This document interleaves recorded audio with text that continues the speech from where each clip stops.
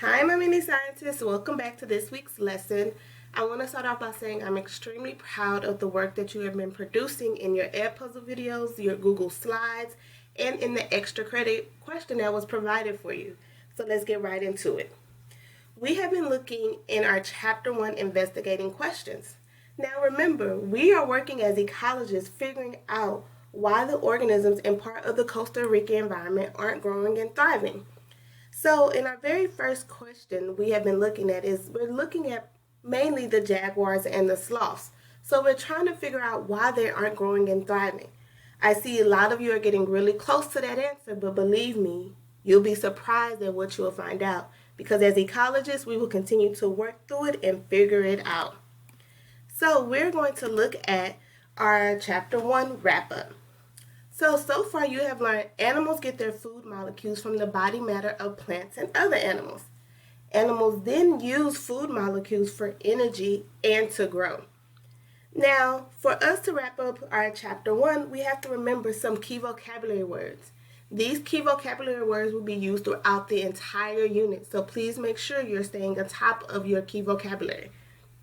So we have our ecosystem, which is an area in which community lives with interactions taking place among the organisms between the community and its non-living physical environment. An ecosystem is formed by the interactions between all living and non-living things. We've also started to look at producers, consumers, and decomposers. Even though that has not been a topic, but I know as my G5 ecologist, you remember us talking about this before spring break. So producers make their own food, consumers eat other organisms for food, and decomposers break down the material. We've also started to look at a food chain and a food web. Okay, so a food chain is a linear relationship of organisms starting with the producer that goes into our consumer. It also shows how organisms relate to each other by what they eat. Okay, now we also have a food web.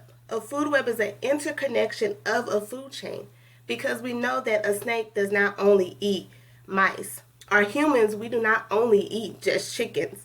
So we do know that it's an interconnection of a food chain.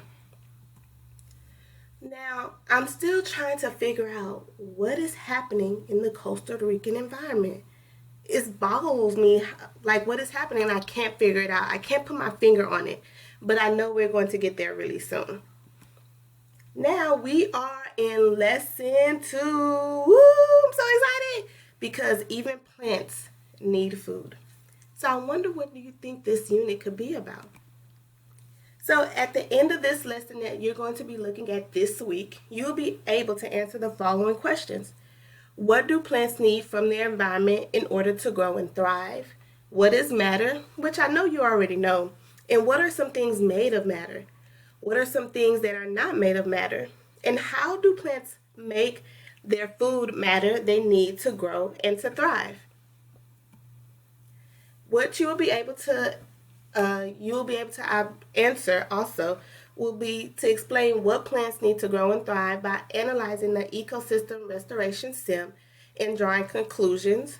And we will explain how plants make their food molecules by drawing conclusions from a diagram in scientific text.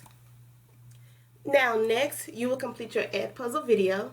You will return back to your Google Slides and complete your independent work, and then you will take your exit ticket. Some important information. Please remember to do your attendance tracker daily. Also, complete all your lessons by Thursday by 5 p.m. And grades are placed in Illuminate. You should start seeing grades in Illuminate.